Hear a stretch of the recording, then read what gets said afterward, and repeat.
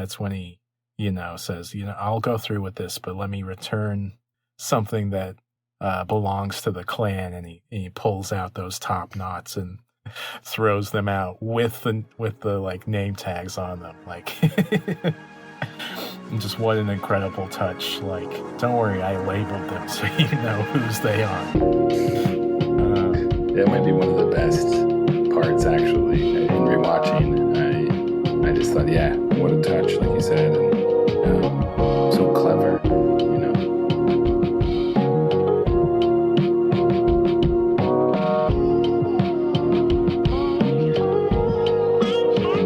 Yeah. So this is Some Like It Unauthorized, exploring film history. I am Jay Brooks Young. And I'm Zach Domes. And we're back in 1962, talking about Harakiri, /63, since it went to Venice, or Cannes, rather. It went to Cannes in 1963 and won a jury prize, but this is directed by Masaki Kobayashi, samurai film, what some might call an anti-samurai film. And I had never seen Harakiri, and I just got to see it at a big sold-out screening here in Chicago at the Music Box. It was on 35 millimeter. It looked incredible. Wow. The crowd was so into it, and this film has like humor, it has suspense, and like people were going crazy for it. Wow. Yeah. It was a really, really cool watch. That's amazing. You had seen it before, Zach. When had you seen it the first time?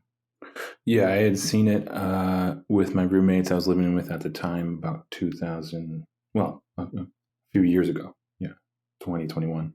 Yeah. And we, same kind of thing.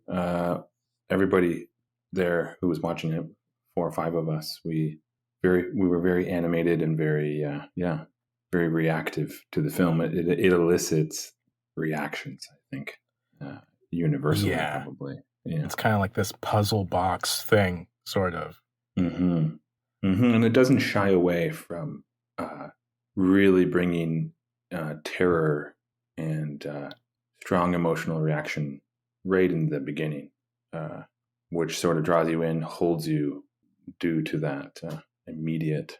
Are you thinking of when his son-in-law Matome, when he tells the story of how he showed up and they forced him to perform Harakiri with his like bamboo sword, and you see all of that in gruesome detail. Yeah, the acting there and the whole film, but for sure the acting in those scenes and that one in particular, he plays it, to the most extreme. It feels so real, and you can't help but really feel the pain that character is going through.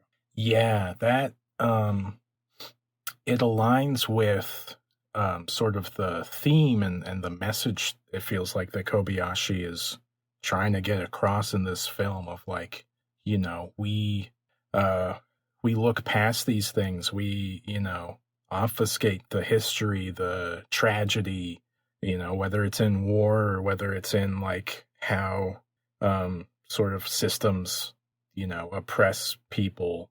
So he doesn't want to shy away from anything, and he wants you to really sit with the discomfort of, this violence, which, that's like, it's kind of a risky move, I don't know that, sometimes that doesn't go over well with people, but here it's like, that aligns so well with the message of the film that like it works for everyone just about, I think.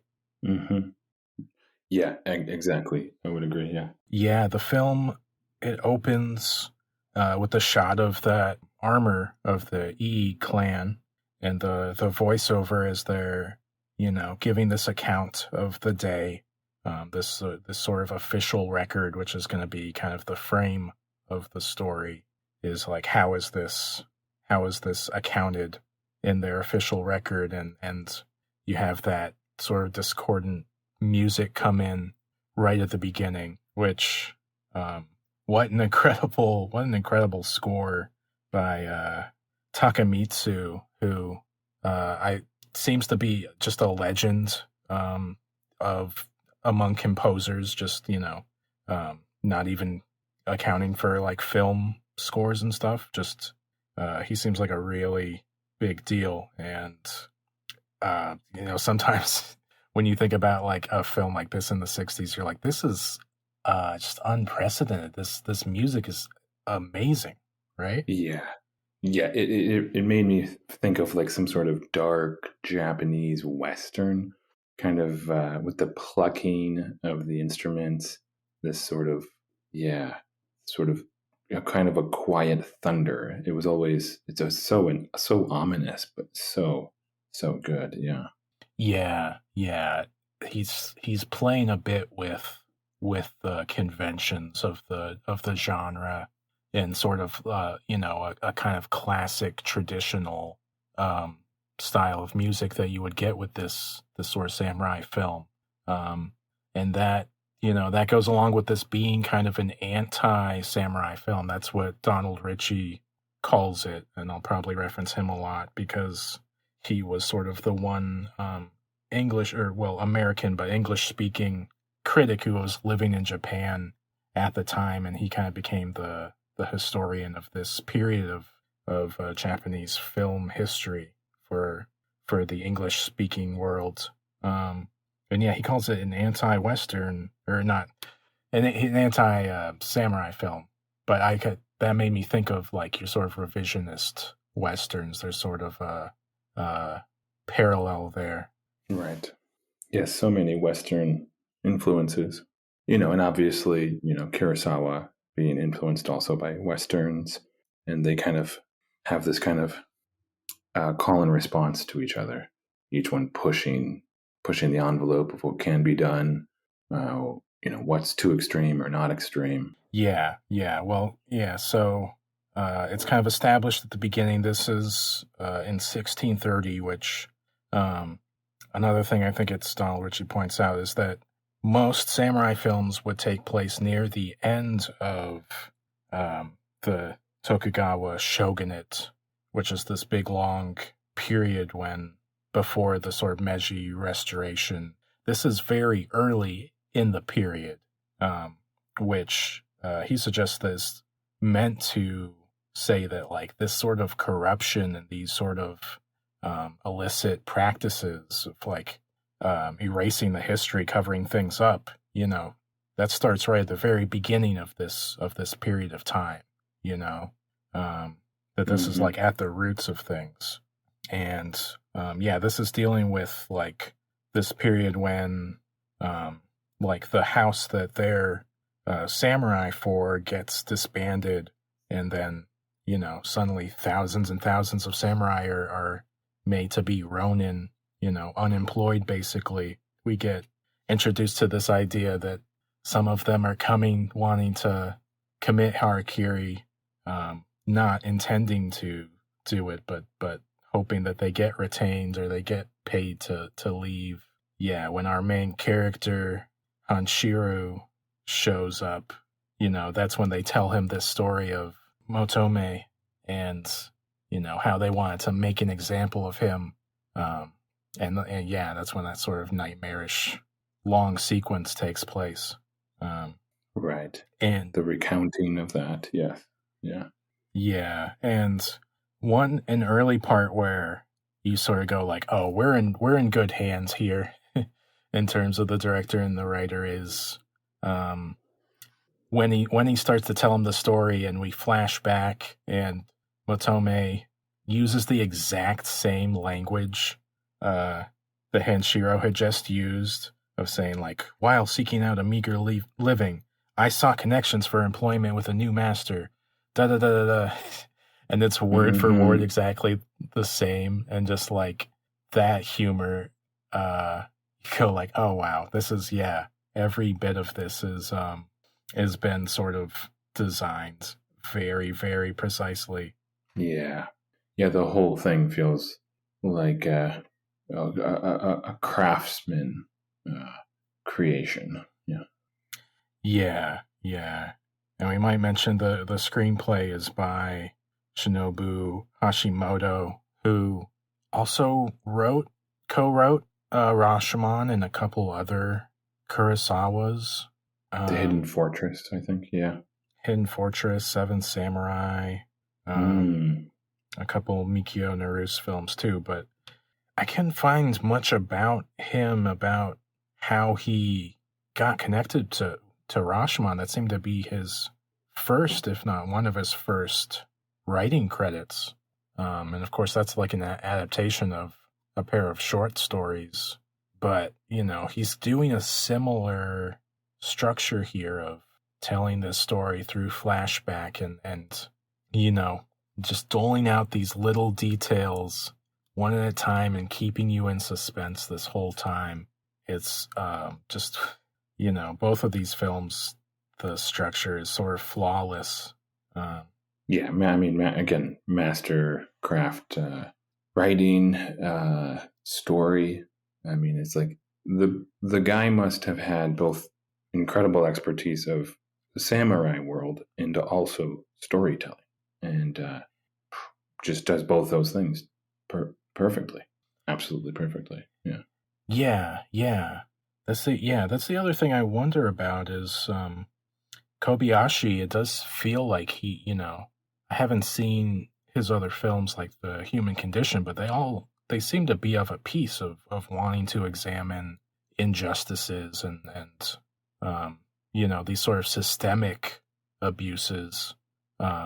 So it's interesting. This feels so much like a film he would come up with, but then at that same time, Hashimoto brings, who knows what, but the structure feels so much a piece with Rashomon, and there's some kind of perfect marriage there of what they want to do structurally, thematically, all of that.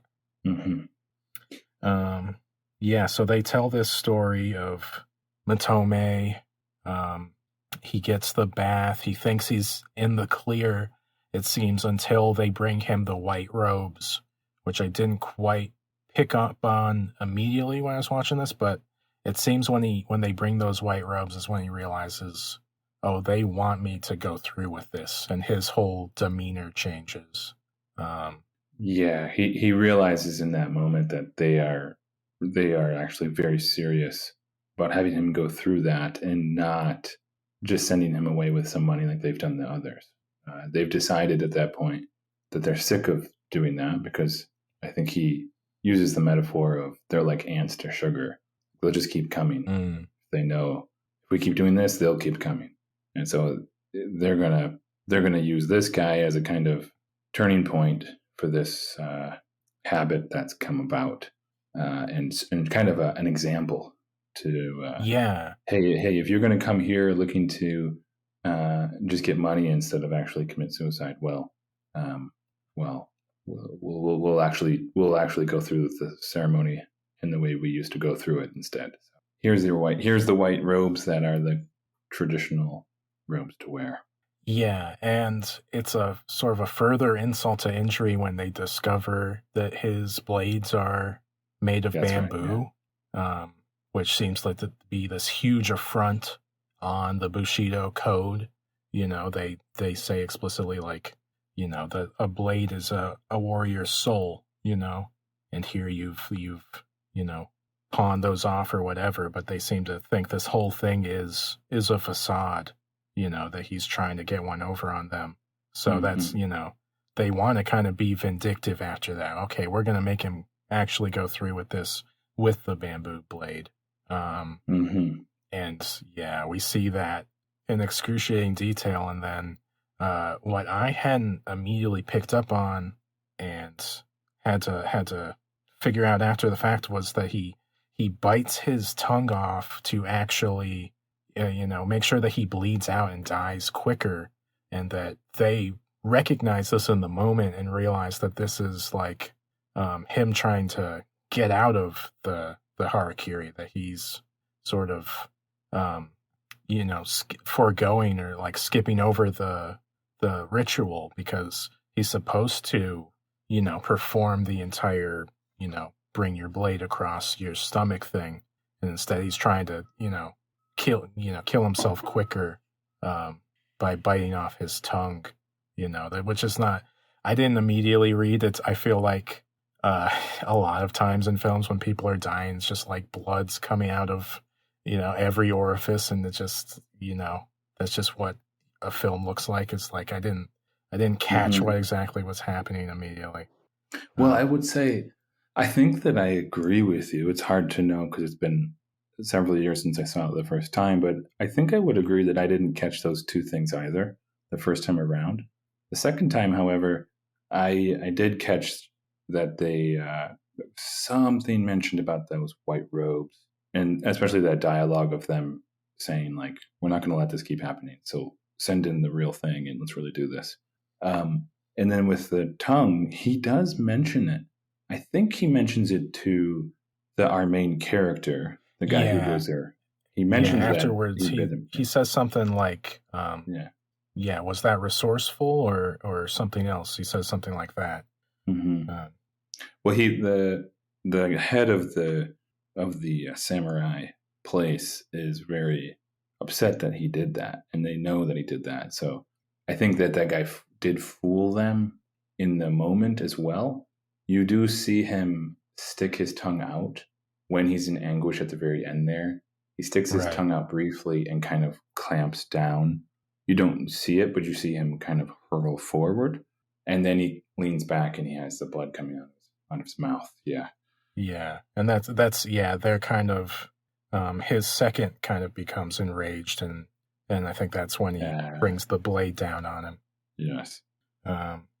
This is where I think the Japanese audience would be aware of, you know, the idea of harakiri, but what we don't really know going into this film is that it's like this ritual sort of meant as like an atonement for something wrong that you've done as a samurai, sort of. Mm-hmm. Like it brings you this sort of honor as you're you know passing to the afterlife, but it's like it's meant to be painful. It's meant for you to like suffer in some way to atone for any misdeeds you did.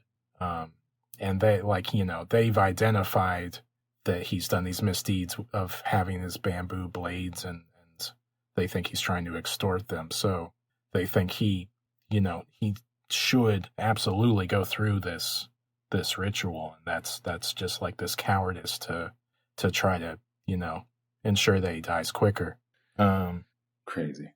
Yeah. But yeah, then we go back to the present. You know, mm-hmm. He asks Hanshiro, "Do you still really want to go through with this?" And he's like, "Yep."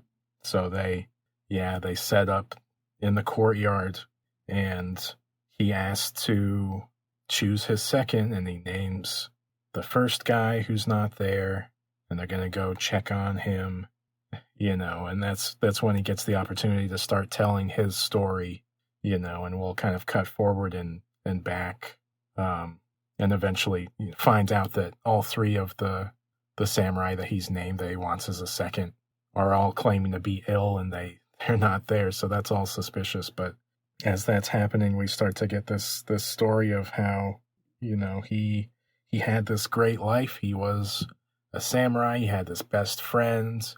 You know, their children were sort of all taken care of, and then, you know, their clan gets disbanded, and his friend, you know, decides to sort of take his place and commit harakiri, and, you know, leave him this note saying, you know, take care of my son for me.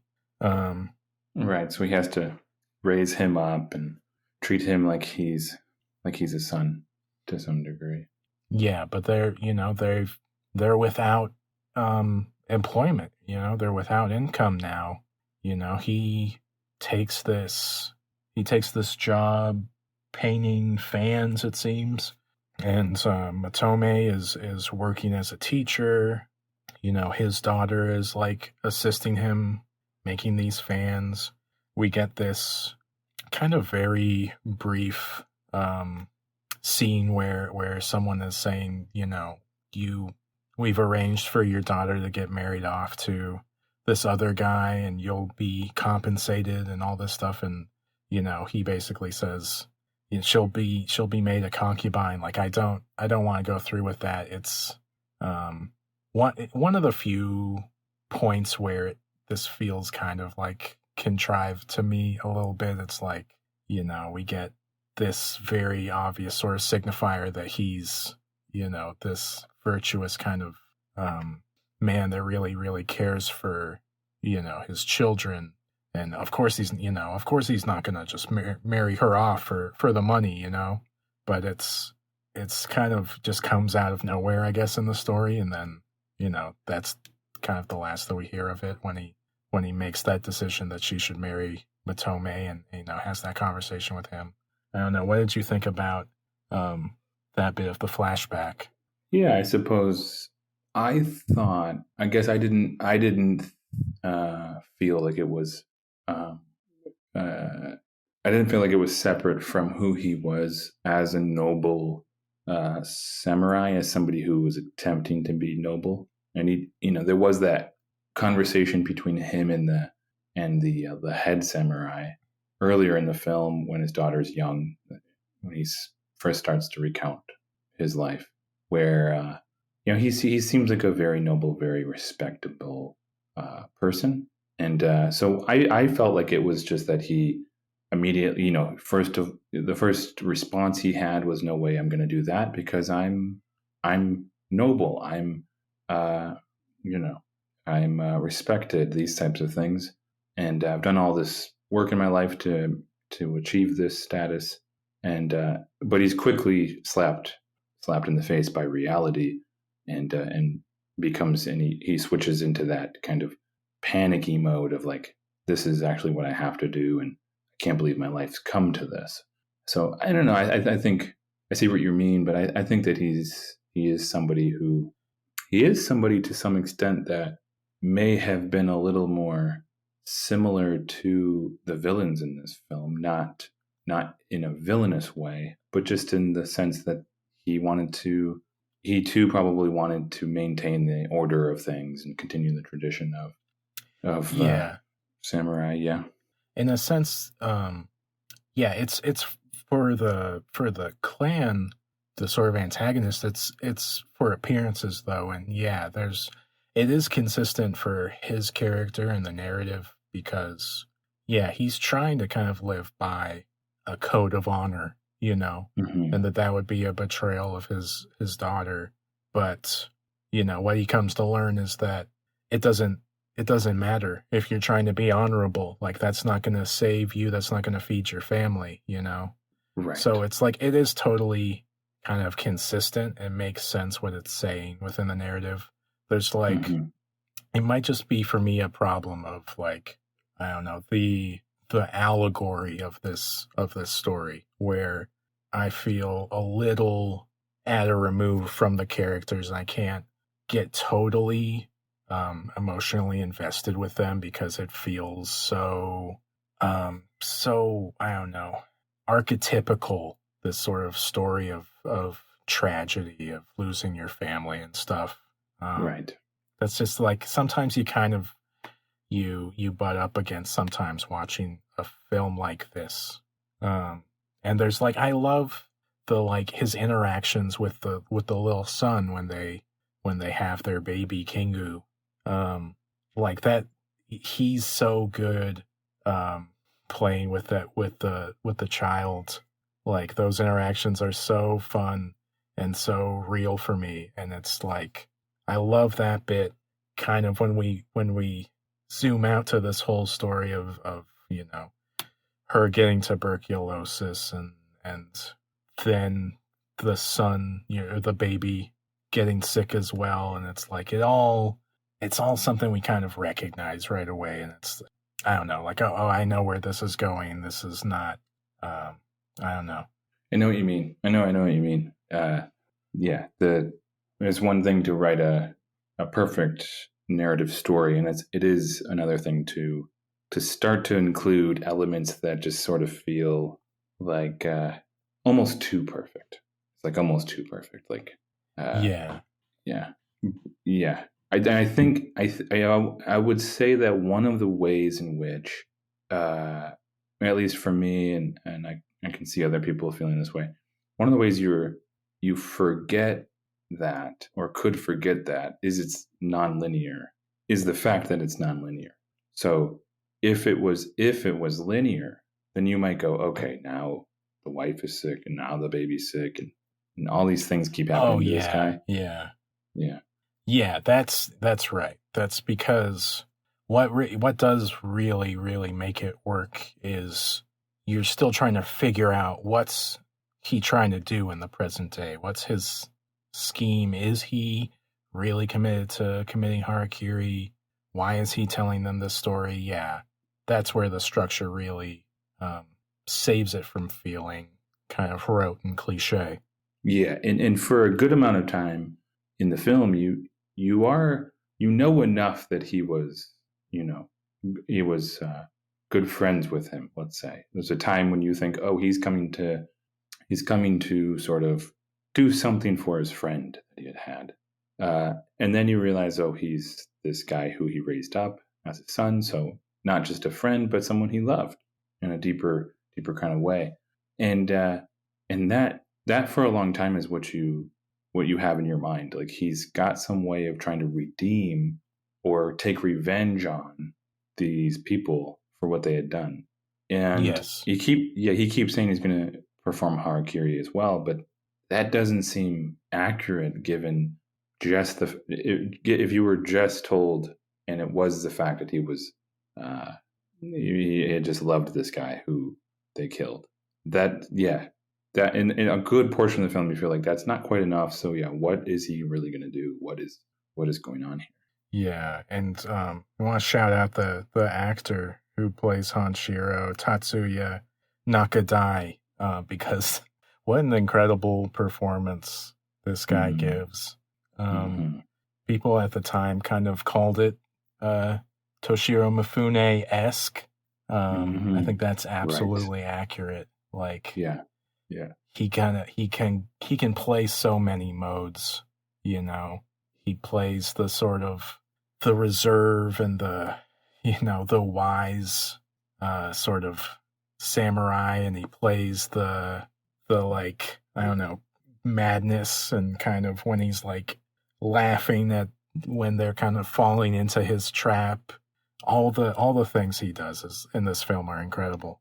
There's it's around kind of the middle of when he's telling that story of his daughter and his grandson dying, when they say, this is enough. We need to go through with this ritual, whether the samurai you wanted are here or not. And yeah, that's when they, the leader gives the signal, and they all, unsheath their blades and start to move against him. And he says, no, you don't have to do this. Like, you will lose men. You will have people injured needlessly. Like, just let me tell my story. And like this part, it's a little funny when the guy's like, okay, just keep going, I guess. Keep it short.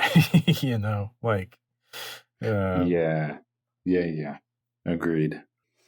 There was a little bit too much at times of this kind of, counselor, wait. Yeah. And he turns around slowly. It's like once that's good, maybe twice, but if you do fewer more times, it starts to become a little bit redundant. Yes. Yeah. It just kind of becomes funny, Yeah. He tells that, so he kind of finishes up the story about his family and why Matome would have went there, because it was this last resort, it would seem. And I guess you kind of do learn it's sort of that he was trying to get money, or trying to get, retained as a samurai there, but you realize that, his family's literally dying. He needs anything just to, be able to pay for a doctor.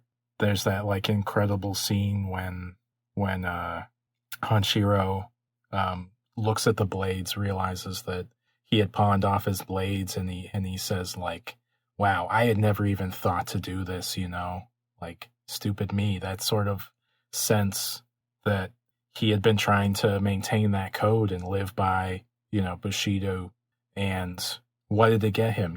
His family's literally dying, and he had never even thought to pawn off these blades in hopes of like saving his family. So what was the point of it? Yeah, that's right. He tells the leader, Saito, I can't face them. I'm ready to die, but I can't face them in the afterlife without telling them that I had tried to, get some sort of penance for how they died, and, how Matome was humiliated. Yeah, they laugh in his face, basically. Like, no, you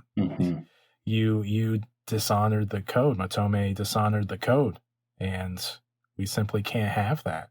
And that's kind of when he realizes, like, you all don't get it. Like, this is all a facade.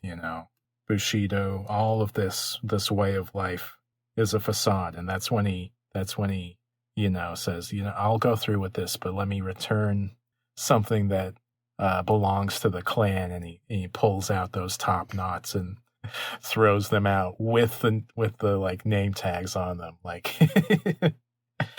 Just what an incredible touch. Like, don't worry, I labeled them so you know whose they are.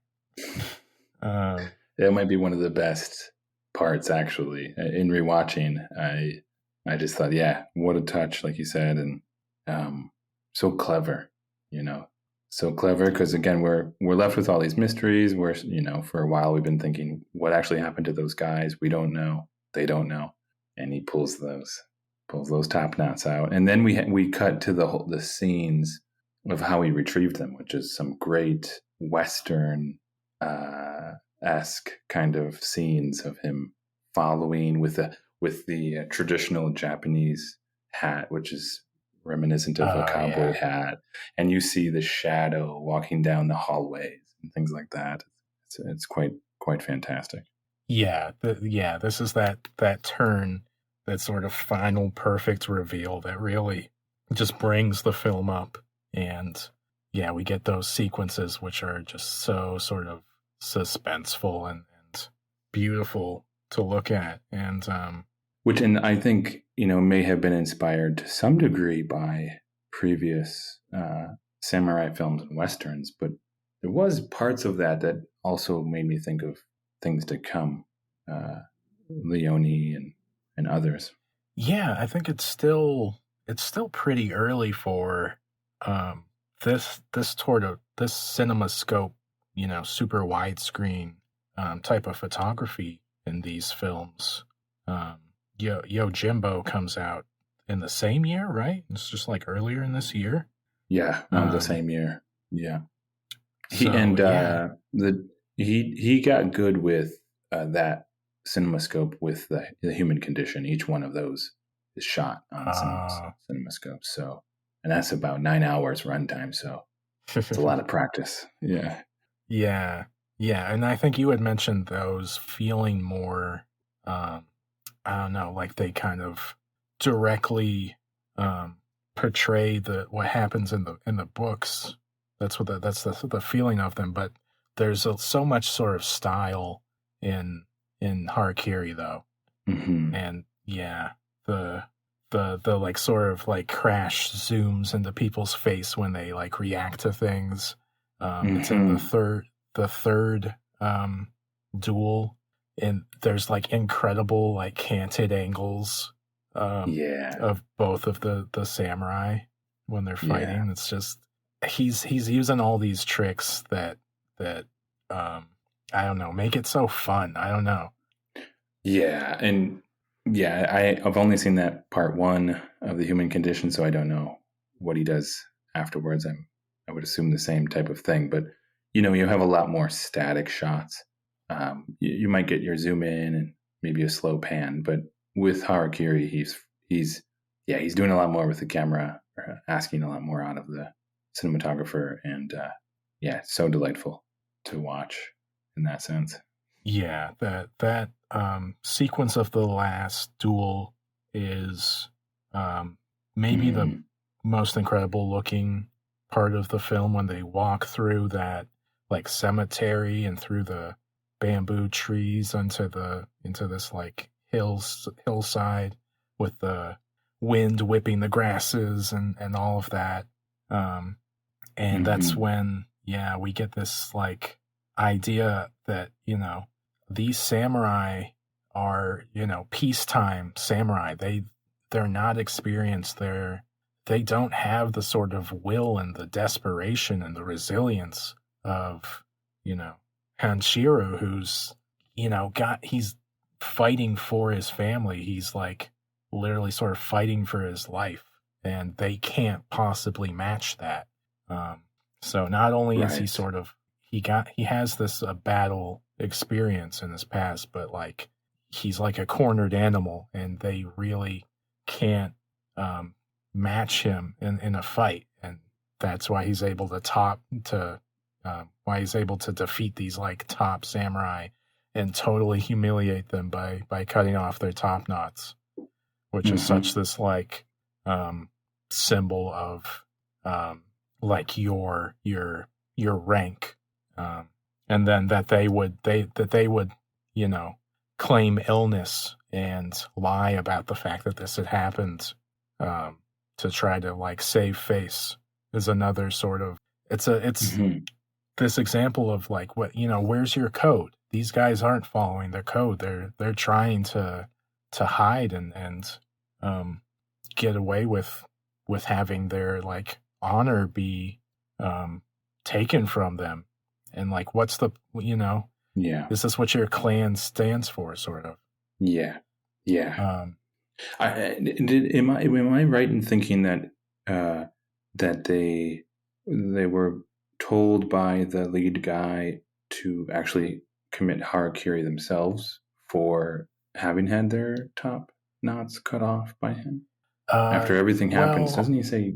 yeah, that comes at the end, but I forget if he says specifically for trying to hide, if it's because that they Right, tried for to yeah, right. do that.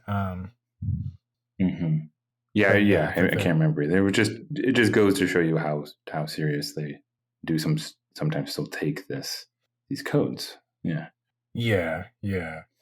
Well, that's So yeah, yeah. So then you have this epic scene unfolding now. Now they all are ready to just slice him up like a fish. They say a couple different times. So they try to attack him, and he ends up killing 4 people or so, and injuring other people in this long kind of battle scene at the end, right? yeah. This it reminded me of Old Boy, kind of this Mm-hmm. incredible use of the horizontal space, and again that idea of he has nothing to lose, and they're all kind of scared for their lives. They all feel like I don't want to like I don't want to risk everything trying to fight this crazy guy. Um, hmm so no matter what, they kind of can't touch him. Even when they injure him, like no one is like capable of like putting their life on the line to actually like kill this guy. Right. Um, Even though he's far outnumbered. Um, but somebody yeah, does catch his leg, and he starts to limp. He's still desperate and chasing them off, and runs away from them. And he is face to face with the armor, the coat yeah, of the the sort the of place. sacred, yeah, Tears it down. like is like carrying it around, like using Yeah, it as a shield, and it's like yeah. falling apart in his arms as he's like swinging it around, and Become a scarecrow at this point. yeah, yeah, and there's like kind of no end in sight. I don't know. That's when hmm they call in these like gunmen, musket men, because they can't beat him, and so hmm like I think this is considered maybe the most dishonorable thing is like we haven't been able to best you in blade on blade combat, but we're just gonna shoot you now, hmm Right, they and corner yeah. him, and then he gets up against a wall, And it's the first real use of lighting, really. He's up against the wall and he stabs himself, and he actually commits harakiri as the lights kind of dim and narrow in on him, kind of spotlight him as he does this. And then in that very moment, they shoot him, which is really astonishing in its in both in all of the code and in the dishonor, and also in the symbology of the whole idea of guns becoming kind of being the real end to the samurai life. It is Yeah. the invention of gunpowder that almost single-handedly ends this tradition, this lineage of samurai.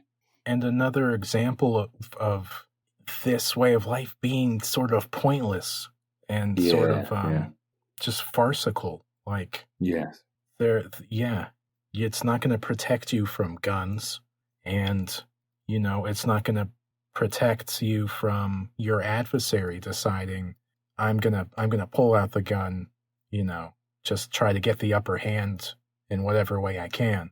Because what we see at the end is they're able to wipe this all away and falsify the record, and they're commended by the shogun or whoever it says for how they handle this situation, and it's going to be business as usual. Which, what an incredible ending, right? Like, that's where this really pulls the whole story into the present day for me, and it feels like this statement on what the Japanese military would be willing to do in terms of how they treated their crimes in World War II, and all sorts of parallels in the present that you can make from that. Which is the human condition set in the present, and a lot of it's about that. This is this kind of thing, because it's in the past, it does feel, there's a sense of brutality that just feels different. There's horrible brutalities of World War II, but the committing suicide in this way, all of these types of strange regulations and rules, the brutality can really bring you face to face with these crimes, with these what you the word you use, just sort of meaningless code is really what it seems like. Yeah, and the sort of the emptiness of the armor, the literal emptiness becomes the metaphor of, like, this is a show. This doesn't stand up on its own. The cliche phrase is often that the emperor has no clothes, and in this case, the clothes have no emperor. Exactly. Yeah. It's really remarkable in that sense, and as far as I could tell, for what the reaction was at the time, this was pretty universally loved. I don't think I saw anything saying that there was any threat of censorship or anything like that. And I guess you can get away with that with putting this in the period, the historical period, but it feels so subversive. So that's pretty incredible that he's able to do that. And Donald Ritchie talks about being there, getting to see an advanced screening of this in Japan, and that all the critics, everyone that was there, was just mesmerized by it, and kind of immediately realized what an incredible film this is. And like we said, it goes to Cannes and wins a jury prize there.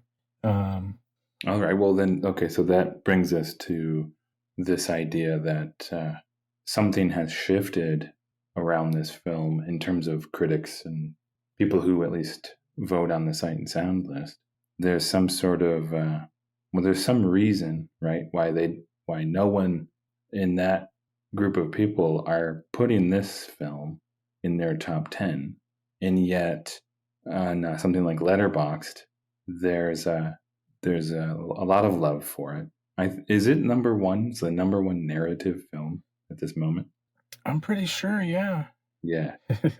So enough uh, people have given it. So more of the letterboxd community has given it 5 stars, and comparing that to, I think, 6 or 7 votes from the 1,500 people that vote in the Sight and Sound, or that decide to put it in their top 10. I think that is for sure the biggest discrepancy. Is you might love this film, you think it's incredible, but is it worth considering putting it in your personal best 10 if you're somebody who is asked, has the honorable offer to put your top 10 that you think are the best films of all time?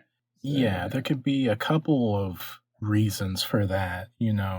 Some people are going to think about it in a sense of auteurism, and Kobayashi just doesn't have as many sort of like canonical films as Kurosawa or Mitsugushi, who also made films in this genre and made really totemic films in the 50s before this came out. So some people are just going to look to those and want to see those represented on the list.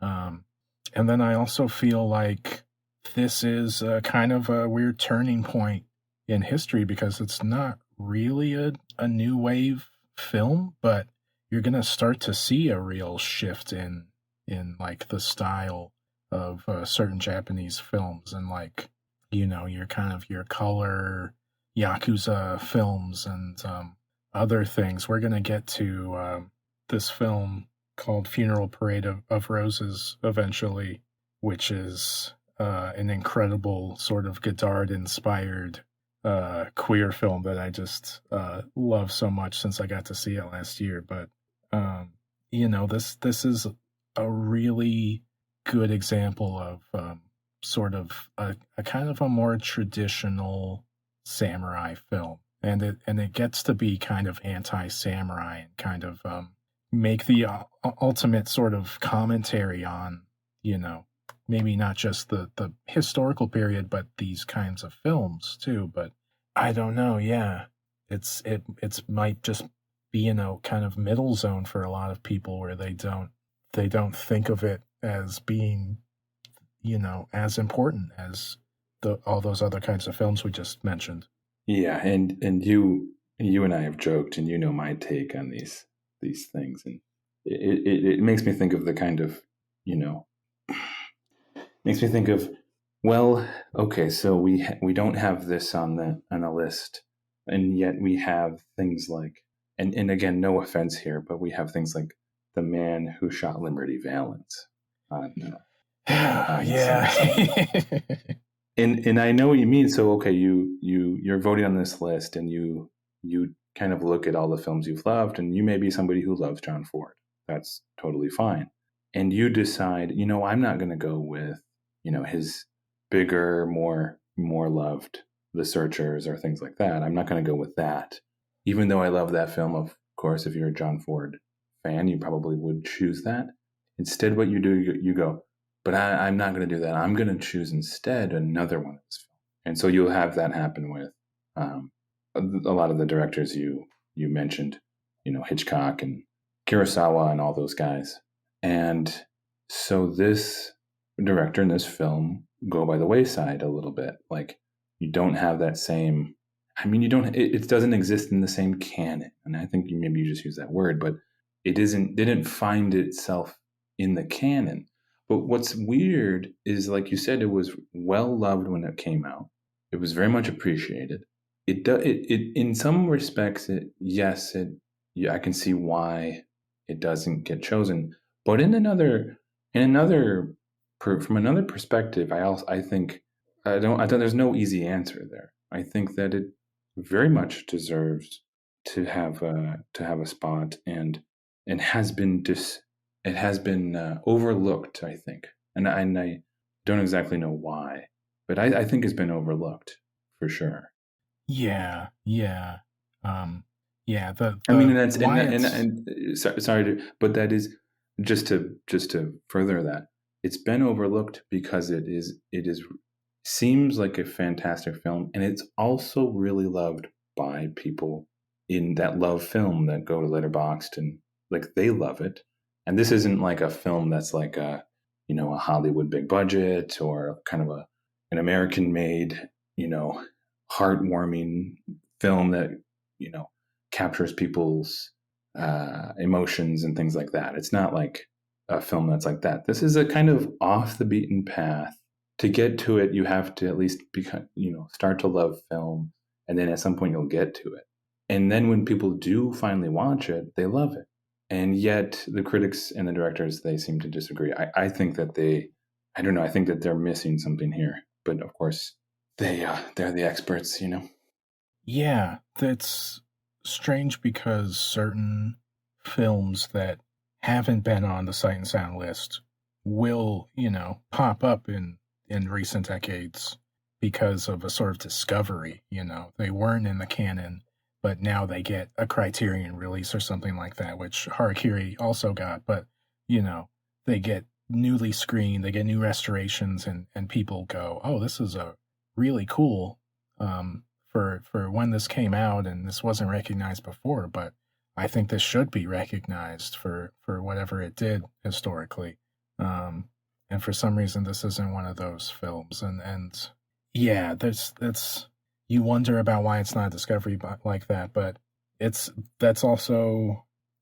tough to reach that point if you haven't been in the canon up until this point. And these lists they are sort of inherited through a kind of game of telephone of film study and film criticism, and a lot of what the canon is, comes down to like what Cahiers du Cinema was, venerating in the 50s that, Andrew Sarris read and, also decided he really loved and wanted to advocate for in America. And then, that gets taught in film schools, and we end up with 5 John Ford films on the list or whatever it is, but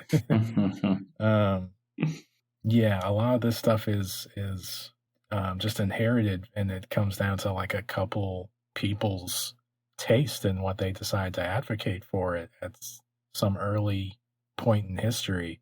Yeah, I have found right. the Cahiers du Cinema review of this by Andre S. Labart, which was an actually negative review, and I think they were less than the zeitgeist, after Truffaut and Godard and all those guys left to go make their films. They kind of had less sway in the discussion, but it's still curious too to see, this review where he kind of calls it a lot of sort of sound and fury, but, kind of a simple story that that maybe doesn't hold up behind all these sort of bells and whistles. Yeah, I mean, so like, I like your claim of, sort of incorporating a kind of new wave feeling into it, and in that sense, you could have a very simple story. Let's say Last Year at Marienbad doesn't have much of a story. It is an experience that one has watching a film that's abstract and a lot less narrative based. So this is somewhere in between. It's a story. It's well scripted in how it moves. Maybe it's simple, but the acting is phenomenal, and it's extremely effective in how it all comes together. And I suspect, as we know, to Schrader's great, annoyance, I suppose, we will see the list evolve further as we move along because of the democratization of technology and the ability to see film, the ability to talk about it more. Yes, once upon a time, there were only a few people voting on a list that only barely anyone knew about. Those days are gone. And so we have left from that time certain classics that maybe wouldn't have been on that list that are incredible. We have classics that we all love, like Vertigo and things like that. Some of those, for sure, they won't move, they won't budge, and probably for good reason. But I'd love to see some swapping out. I'd love to see, the wider population course correct and get some things right. Kind of show the so-called experts that maybe there's different ways of looking at this film than just from the expert, but sometimes more narrower perspectives. Yeah, I agree. I love what you said there. And I do think there's going to be a lot more shakeup again, and when the next list comes out in 2032, and it is partially platforms like Letterboxd, man, because I don't think without Letterboxd you get a huge sold out crowd of hundreds of people coming to see this film like I got to see at that screening. You know, they knew about this because it was at the top of Letterboxd. So, it comes down to more people seeking that stuff out and getting a chance to see it. And that kind of snowballs, So I do, I would imagine it shows up on the list eventually. And it's not that has to, it's not that it needs that, Sure. Like the film stands up on its own, but it's just interesting to think about how these trends happen, and we live in such a weird time now.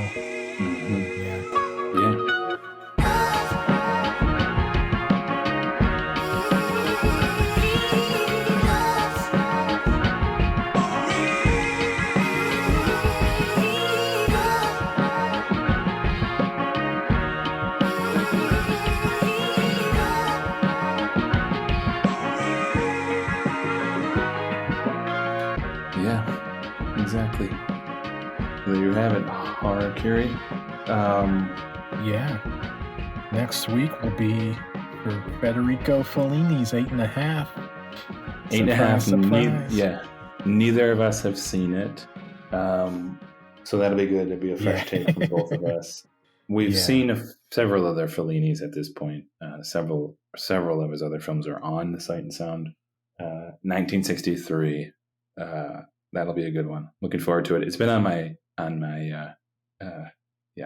watch list for longer than I can even comprehend. So that'll be exciting. So make sure you watch 8.5, and also make sure you go to our Letterboxd accounts, which will be linked.